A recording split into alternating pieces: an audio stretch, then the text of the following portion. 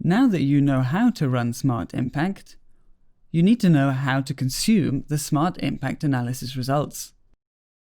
By the end of this lesson, you will be able to navigate and analyze the Smart Impact report. Smart Impact Analysis supports small and large change events in SAP.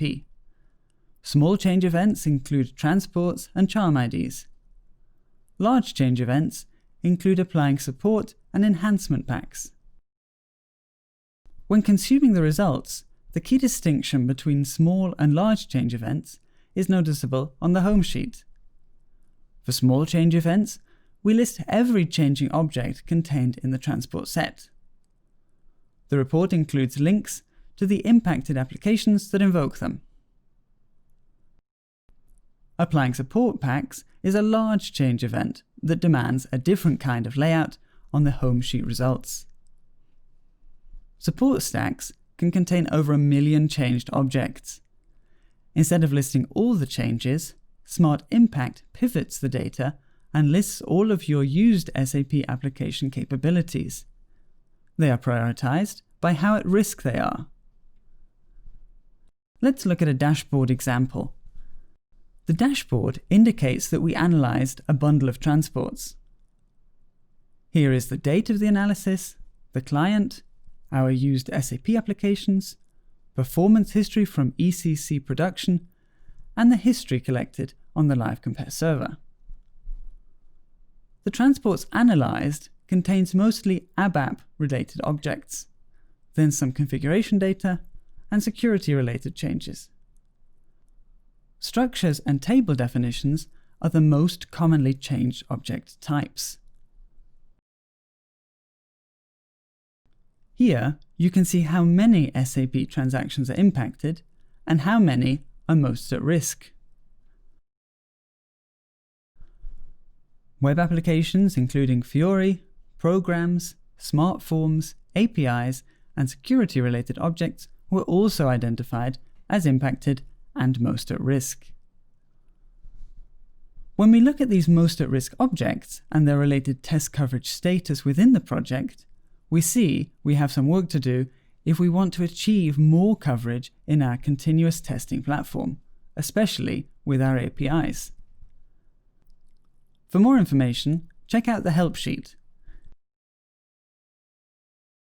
Here you can learn about the differences between impacted and most at risk objects, as well as terms like business critical and depth.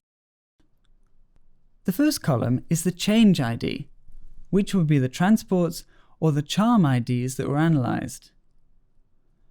Child type and name are the changing objects contained in the transports. The child name hyperlink provides visibility on how the object changed. There are 4 types of changes. You can filter by ABAP, configuration, data, and security. You can see the used SAP applications that invoke the changing object by double-clicking on the value in the Impacted Objects column.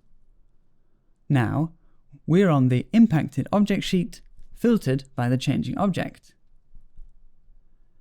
Here we can see the type of child object, such as table, and its name as well as depth. Each object invokes a type of transaction, such as VA01 and so on. A transaction has many DimePro screens. The specific screen impacted is a sales document initial screen. Excel does not have a go back feature, so to get back to where we just were, just click on the impacted object sheet. For each transaction, we can now see how many times it was used and by how many different users. We can then see the breakdown for each user. Next, we see the number of related tests. Here are the test IDs, names, and paths.